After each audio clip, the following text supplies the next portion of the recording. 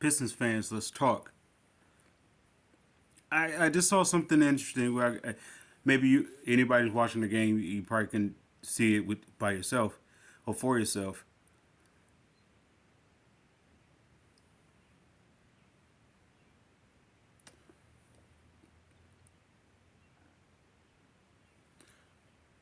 Amorie, Amoruye, I think that's how you pronounce his name. I believe they had. I don't know if he was starting at the small forward position, maybe because Livers was out. That's an interesting take. It put me in the mind of Larry Johnson going to playing with the Knicks at small forward. It put me in the mind of that. Okay, if you have Duran and Wiseman and Amor there it is, Amor Rurier. If you have him at your small forward with Cade and Ivy in your backcourt, I don't get me wrong. I'm not discrediting what they're going to do in a draft or free agency. I'm just saying with just that. Wow, wow. I'm not saying that. But I am not saying that saying much of this lineup. But I am saying this: if I don't know, Amor Rurier, he can actually be their Dennis Rodman, Tayshaun Prince guy. They defensive, do it all type guy. He can get you some points, maybe even Corliss Williamson. I don't know. I what I see in him is what I would like to have seen in Stewart. When I a while ago when Stewart was first drafted, I said, okay, he's going to be the next Ben Wallace. In saying that, it turned out that he's more so the next Jerome Williams than he is Ben Wallace. So I look at Aurora.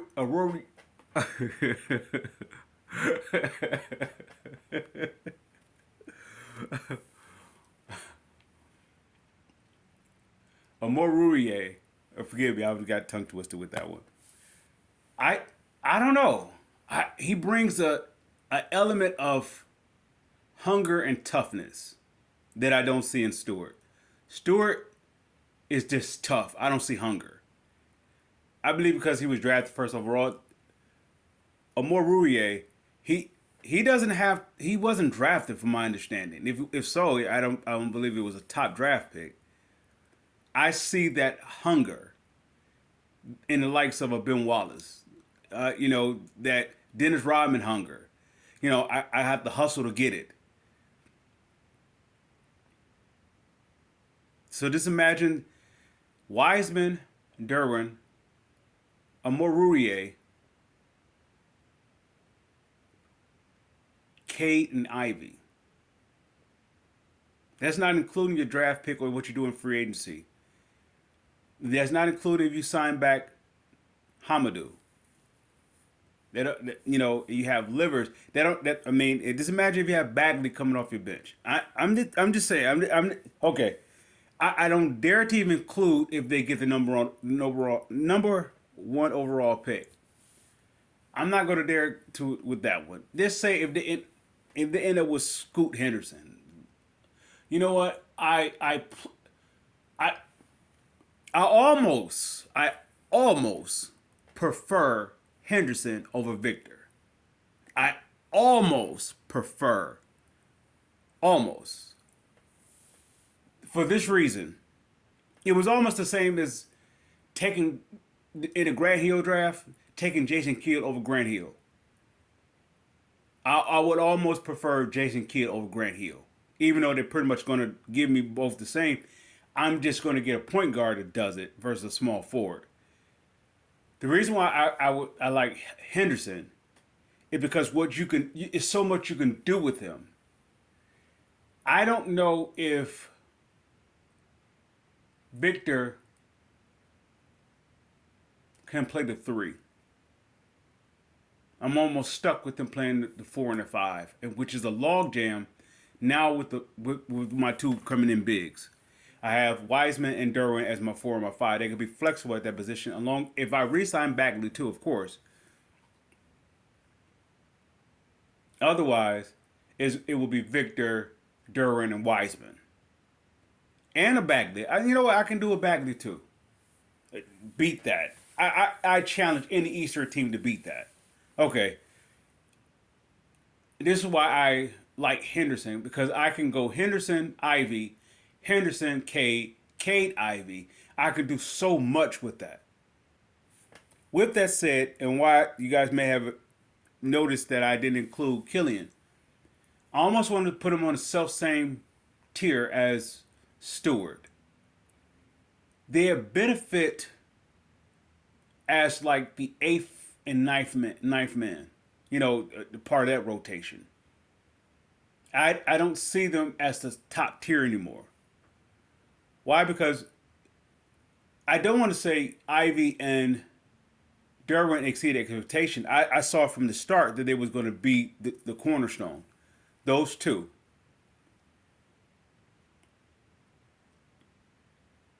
I didn't see in those two. Well, maybe I did. I saw it in Summer League. When Ivy threw the lob pass to Derwin, I saw it then. That Killian and Stewart was pretty much there as them starters or being depended upon as go to. I saw that time ticking out. So I bring up Killian for this reason. When it comes to evaluating him as fans, not as the organization, they may see something entirely totally different from him. As as a fan's eye, is he better than Lindsey Hunter? Rather, when Lindsey Hunter was first drafted, or Lindsey Hunter's second stint here, is he better than that? Where do you compare Killian to in the likes of Lindsey Hunter? Is he the Lindsey Hunter when he was drafted, or is he the Lindsey Hunter the second go around? The reason why I say that is, either way, Lindsey Hunter was a key contributor. When he came in with Allen Houston, they was, to be the heir apparent, I believe, of Isaiah Thomas. Yet they're totally two different styles.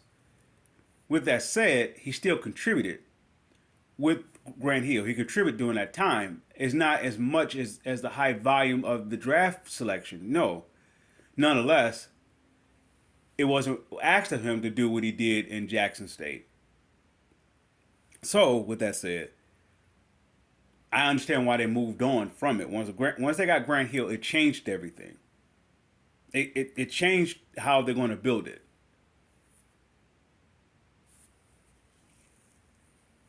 So, if we look at him as Lindsey Hunter the second time around, it being defensive guy, plug and play in that sort, yeah, you keep him. Of course, you're not giving him this contract worth in terms of where he was drafted. You're giving him towards how you see him in the rotation. He's a rotation player at that point.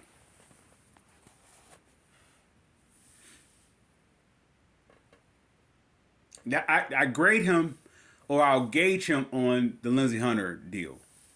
If he's an increase over Lindsey Hunter, it all depends how I see him. If I see him as the rookie Lindsey Hunter, or I see him as the veteran Lindsey Hunter, I'll gauge him based upon that, because he can give me defense as well as contribute on the offensive end.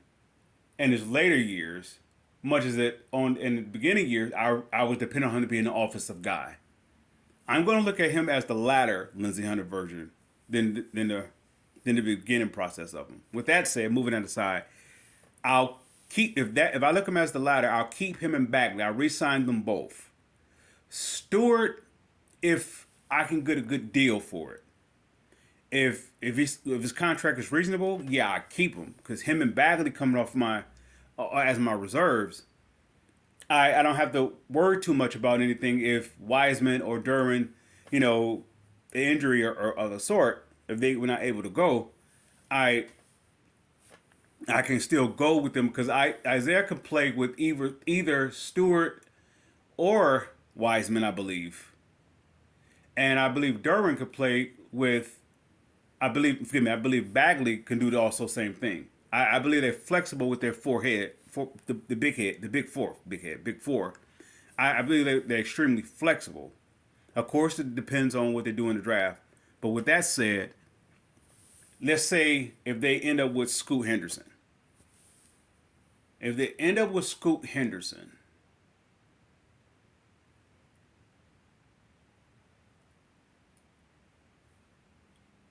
I I I I almost like it as much as the Victor pick. Victor is almost want to say he's a 4 or 5, right? I can go flexible with him and Duran and Wiseman. You could go, yeah. Wiseman could come off your bench. Victor and Derwin. That's nasty. That is nasty. Oh no, there. If the Pistons get if the now you can hear the excitement. If the Pistons get Victor and he's playing next to Derwin, it's nasty. It is nasty. You watch this. If you get Victor and you sign Stewart, you will see a totally different player in Stewart. The four, you will see a totally different. The impact of Victor and the combination of Victor and Derwin, what they will infuse into Stewart, Wiseman, and Bagley. You can give all 5 minutes. They don't. I don't need a star. I need Piston players. What I mean by that is, we always had a 5-man hit, a 5 big man horse, or a 4 big man horse here, and we always won. Why? Because we were going up against the likes of a Kareem Abdul-Jabbar or Shaquille O'Neal. Someone more than likely, if we're gonna battle someone out the East, we're gonna have to deal with a big man that's dominant. That one guy, 2 guys is not going to get it done. Possibly even 3. However, if you're going up against 4, you gotta, man, you jumping like say for the likes of Joel Embiid, you jumping him, just like they did with Shaq. Even though the majority it said that Ben Wallace played him legitimately 1-on-1. I don't know. Eldon Campbell for his stint minutes, Mimino Core with his stint minutes with the Ben Wallace. Even in the case of emergency, they even was in practice allowing for 6 fouls, Corliss playing up against him. So you have Rasheed even, so it was a 5-headed monster. 5-headed monster going up against Shaquille O'Neal. In case of emergency. 5-headed monster. And if you give me a 5 head, a 5 big man monster going up against let's say going up against Mobley and Allen, I'll squash it all day. Going up against who you have in Miami, whatever, Bam. Okay, all right, I'll squash that too. Going up against Toronto, I'll squash it. Going up against Chicago, done. Who else? Milwaukee. Come on, I would love to play against Milwaukee in a 7-game series against my 5. I would love. I'm talking about. I'm gonna rotate my 5 against Giannis. I'll take it all day. Take it all day. He can't. He gonna get his baskets.